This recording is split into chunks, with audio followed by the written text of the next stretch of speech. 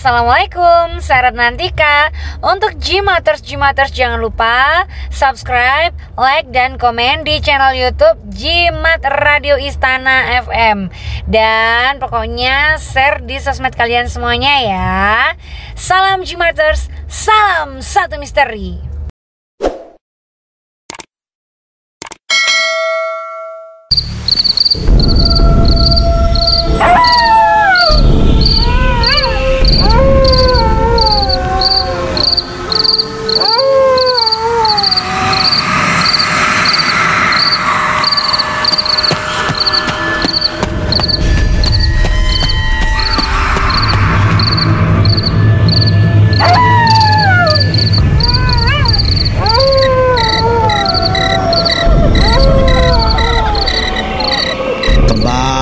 Tim Jimat punya cerita. Cerita ini dikirimkan oleh Imam Cahyono di Cepu dengan judul Misteri Kedung Pupur.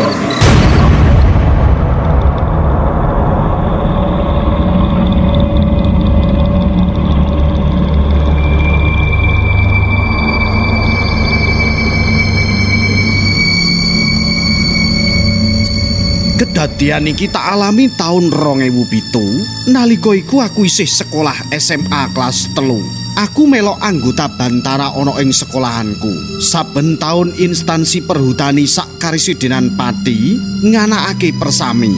Sekolahanku sing dipercaya perhutani makili Kota Cepu. Biyen nalika aku isih kelas 1, aku tau melu kemah ana ing Alas Bentolo, daerah Bluro. Nalika kelas 2 aku dadi wakili SMA PGRI dikatutake meneh ana ing bumi perkemahan Rembang. Nalika kelas 3 iki Cepu dadi tuan rumah pihak perhutani manggonake ana ing daerah Kedung Pupur. Sak cedhake desa Ngledok kabeh biaya kanggo kemah wis ditanggung perhutani. Mulai saka mangan, ngombe lan keperluan liyane. Amarga dadi panitia guru pendamping ngongkon mulai kemah luwih dhisik sadurunge para kontingen kang saka ngendi-endi padha teka. Kemis awan iku aku pamit bapak lan ibuku yen arep budal kemah ana ing daerah Kedung Pupur. Ora lali aku go pamit marang Simbah. Omonge Simbah, yen kowe arep kemah ana ing Kedung Pupur le, kudu sing ati-ati aja pencilakan ning kono ya. Banjur aku takon marang Simbah, "Ana apa to, Mbah? Apa kono iku panggonane singit?"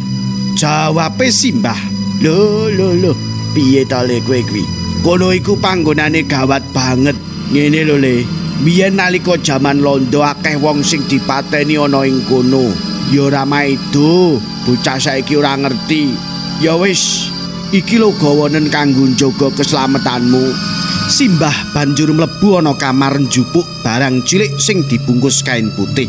Banjur barang mau diwenehake aku.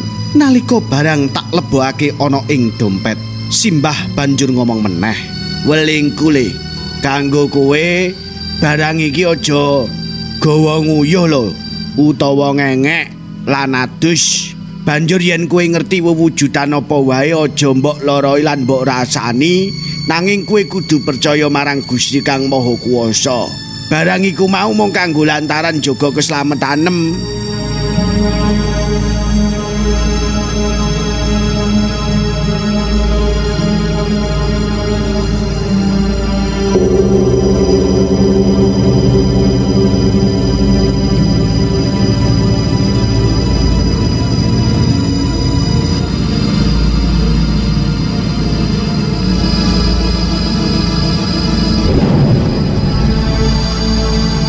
Jam 2 awan nalika aku teka ing sekolahan, kanca-kanca wis padha nglumpuk nyiapake barang-barang keperluan kanggo kemah. Aku lan kanca-kanca numpak truk-truk mara ing Kedung Pupur. Jarak sekolahanku nganti tekan Kedung Pupur kira-kira kurang luwih 10 km. Kabeh kanca-kanca padha seneng gumregut gawe tenda lan keperluan-keperluan liyane. Amarga tenda kudu wis ngadeg sadurunge surup, bengiku hawane adem banget. Ananging lintang gumebyar akeh ing langit bulan katon separo. Kanca-kanca banjur ngobong kayu gawe api unggun. Ing kono ana guru pendamping loro sing mbaturi, nganti tengah wengi ora ana kedadian apa-apa. Sedelok-delok mung krungu asu jugut, nanging kuwi wis tak anggap biasa mergo ana ing pinggiring alas. Ana bekas kolam renang. Ora doh saka kolam renang iku ana bruk cilik sing tumuju desa Ngledok. Sakulone kolam iku ana meneh bruk ing tengah alas. Sadurunge panggonan pengeburan minyak tinggalaning bangsa Londo. Jarak Kedung Pupur karo desa Ngledok ora adoh, mung kira-kira kurang luwih 800 meter. Kira-kira jam 1 bengi, nalika kanca-kanca wis padha turu, aku lan kanca-kanca sing isih melek krungu swara-swara kang aneh. Kaya-kayane enek swara wong jerit.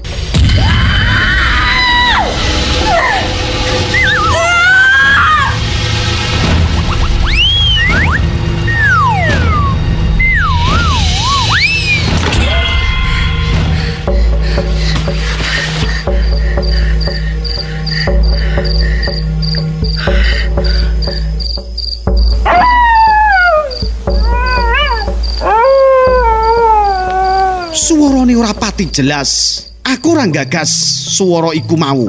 Amarga aku ora wedi, menawa wae aku kendel rumangsa nggawa cekelaning simbah. Nganti jam 4 esuk aku lagi iso turu. Awan iku kontingen-kontingen saka ngendi-ngendi lagi padha teka. Ananging aku lan kanca-kanca esuk mau wis njlajahi alas kono karo ndeleh nomor kanggo kegiatan golek jejak. Suasana ing Kedung Pupur saya rame amarga kabeh wis padha teka gawe lan ngedekake tenda.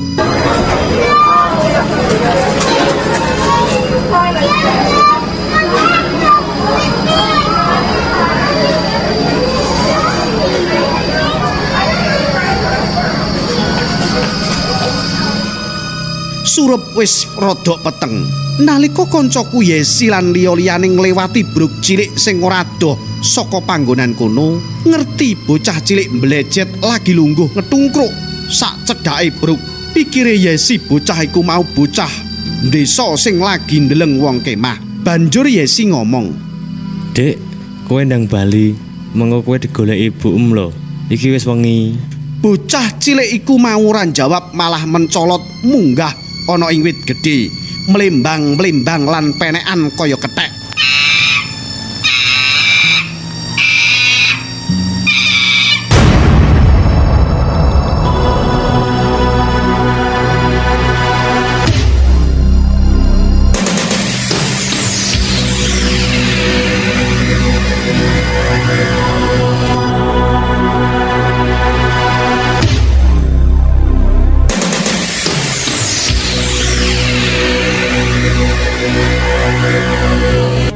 Yesi banjur ngomong meneh, "Lho, dikandhani kok orang gagas to. Tiba lho kowe engko yen penakan ning kono." Bocah iku tetep meneng wae. Yesi karo kanca-kanca banjur mire saka kono. Bengi nalika ana pentas seni kabeh padha ndeleng. Ananging aku ngerti kaya ana lintang ceblok rupane putih ana ing sak cedhake wit cilik pinggir tendoku. Ing jero ati rada penasaran. Aku banjur ngomong karo Hartono, "Har, ayo ning tenda wae, yen bisa awake dhewe turu dhisik. Mengko bengi sing jaga awake dhewe meneh." Ben supaya ora ngantuk, aku karo Hartono banjur mara ing tenda. Nanging aku ora ngomong sinar putih sing kaya lintang marang Hartono. Sak cedhake tenda jebule ora ana apa-apa. Aku banjur mlebu tenda, turu karo Hartono. Lagi wae iso turu sak liyepan, aku digugah ragil. Dheweke ngomong, Padha tangi, malah enak-enakan turu ki ya apa? Kae lho delok kancamu kesurupan.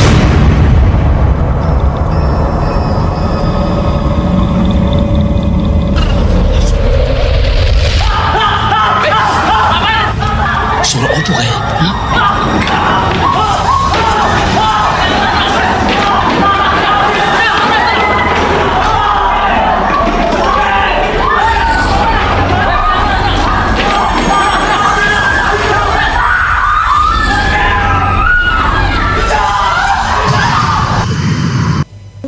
Ragil banjur mlayu meneh. Aku lan Hartono gragapan banjur tangi mlayu mara ing bocah-bocah. Jebole bener, omonge Ragil, Yesi karo liya-liyane kesurupan. Aneh sing kesurupan kok akeh. Ana wong 7 sing kesurupan padha nangis lan jerit-jerit. Guru pendamping lan kanca-kanca padha nulungi. Yen tak perhatekno guru pendamping sing saka Rembang pinter bisa nambani sing padha kesurupan. Ora iku wae, ana anggota Bantara saka Pati bisa nambani sing kesurupan. Aku bingung, kudu piye aku? Amarga yen siji mari ana meneh bocah liyane sing jerit-jerit kesurupan. Bocah-bocah sing kesurupan banjur diklumpukake ana ing pos sekretariat. Ing kono guru pendamping saka Rembang banjur maca donga kanggo nyumikirake demit sing manjing ana ing ragane kanca-kanca. Iki tak dalam padangan jembar metuwo saka kene. Lambo sing kepenak metuwo Angel Pak sumingkira saka kene aja ngganggu metuwo kabeh padha metu setan opo wae metu sumingkir aja ngganggu bocah wadon iki ganti mudun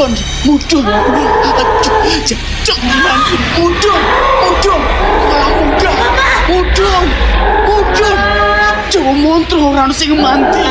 Mudun. Waduh. Malah mabur.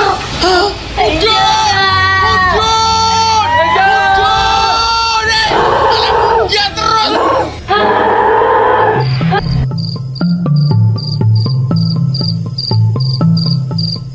Ora suwe banjur bocah-bocah sing kesurupan wis padha meneng lan ora jerit-jerit meneh. Meneng, lemes kaya wong semaput. Ananging Yesi isih nangis lan jerit-jerit ngomongi Yesi karo nangis. Ampun Putri, kula nyuwun ngapura. Kula mboten nyeneni bocah cilik kuwi.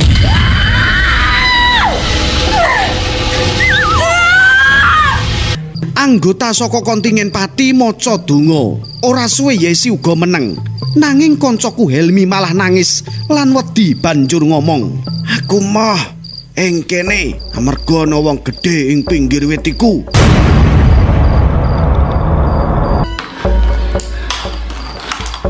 Kabeh sing ndeleng padha wedi amarga Helmi ndidingi wit randualas.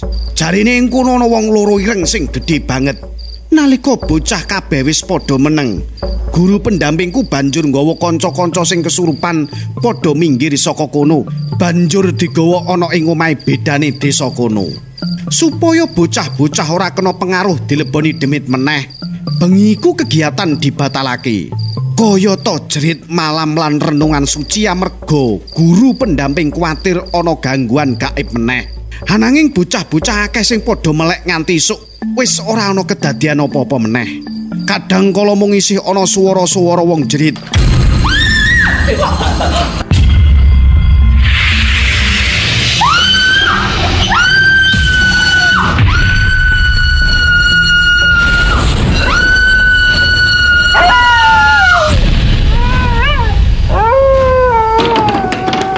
Esuk iku kegiatan golek jejak dilaksanakake. Sing akhire mandeg ana ing sumur tuwa, tinggalaning londo. Nganti awan bocah-bocah ana ing kono. Sak bubare saka sumur tuwa iku kanca-kanca bali meneh ing tenda. Ing kono pihak perhutani menehi penjelasan. Tujuane nganakake kemah supaya kabeh seneng nglestarekake lingkungan lan jaga kelestarianing alas. Sore iku nalika bocah-bocah padha antri adus ana ing MCK, banjur ana salah wijining bocah nalika lagi mlaku-mlaku ana ing cedhaking bruk ing tengah alas. Bocah iku ngerti wong wadon, ayu, rambuté dawa. Aneh mikire bocah-bocah. Ing tengah alas kok ana wong wadon.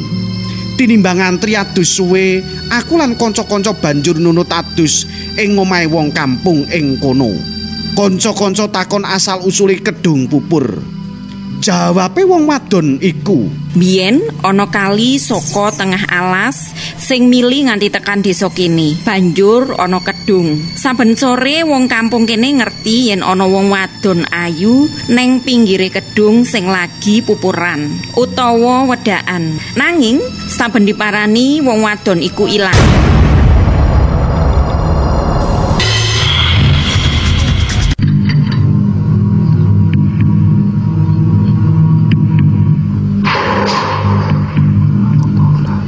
Sabubare adus aku ngajak kanca-kanca bali ing tenda. Ananging kanca-kanca padha ora seneng amarga pengin ngrungokake critane wong wadon iku. Banjur aku bali dhewe. Dalan wis rodok peteng. Swara-swara asu wis padha njuguk kanggo ngilangi rasa wediku aku banjur anyul. Sak cedhake ing kuburan aku tambah merinding. Amarga sepi ora ana wong liwat. Ananging aku mlaku tetep tak wanek-wanekake.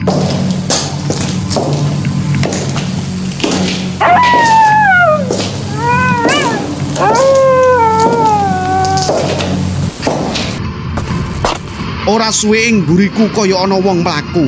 Mikirku iku kancaku. Nalika tak plengak jebule dudu kancaku. Saknalika iku sirahku langsung jemborok. Jantungku rasane arep ape pedhot. Hatiku tratapan, sikilku wel-welan. Amarga wong iku mlaku ing mburiku ora duwe sirah. Nalika iku aku wedi banget lan langsung lemes. Kaya-kaya ora duwe daya. Nganti arep ambruk, aku ndoprok ing lemah. Arep mbruk rasane kaku. Ing jero ati aku njaluk tulung marang Gusti. Banjur tak peksa sikilku tak nggo mlayu. Ora ketang rasane abot, nanging tetep tak peksa terus mlayu. Sak tekane ing tenda aku ditakoni kanca-kanca, nanging aku meneng wae. Banjur mlebu ing jero tenda. Njupuk dompet saka ing jero tas. Cekelan sing diparingake simbah banjur tak buka. Eling-welingi simbah yen arep adus barang iki ora oleh digawa lan yen weruh apa wae ora usah diloroi utawa dirasani. Rodok penasaran barang iku banjur tak buka. Jebule isine kris cilik sing ora ana adahe. Mikirku, umpama aku nggawa barang iki menawa wae aku ora diwedeni wewujudan sing gegirisi. Aku lungguh delek-delek ana ing tenda karo nenangno pikiran. Nalika wis rada ayem aku banjur ngumpul karo kanca-kanca. Jam 12 wengi mripatku rasane ngantuk lan awakku rasane kesel kabeh. Aku banjur turu. Sakjroning turu aku ngimpi ana wong padha njerit njaluk tulung. Ing sumur minyak tinggalaning londo, geragapan aku tangi. Suasana sepi. Bocah wis padha turu kabeh. Nalika aku metu saka tenda jebule isih ana sing melek. Aku banjur mlaku mara lan melu jagongan ing kono. Bocah pinter sing saka pati iku lagi jagongan karo guru pendamping sing bisa nambani bocah-bocah sing kesurupan.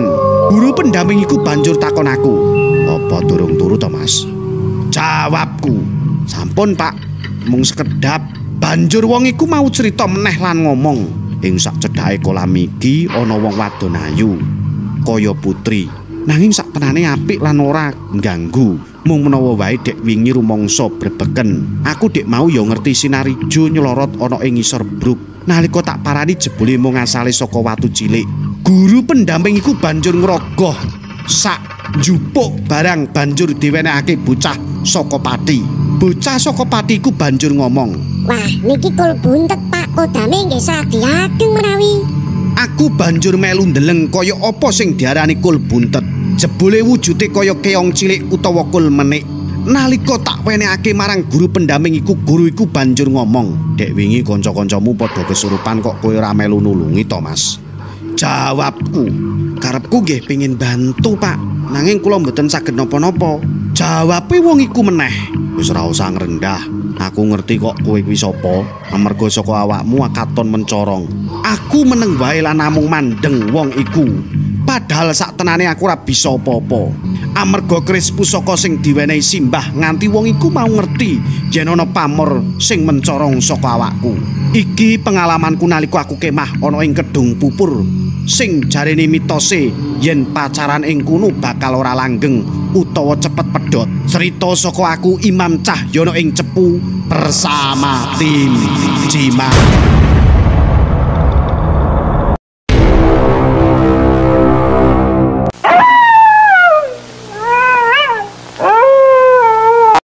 Assalamualaikum, saya Madaud. Untuk Jimates-Jimates semua, jangan lupa subscribe, like, dan komen di channel YouTube Jimat Radio Istana FM. Dan bagikan ke sosmed kalian semua. Salam Jimates, salam satu misteri. Au.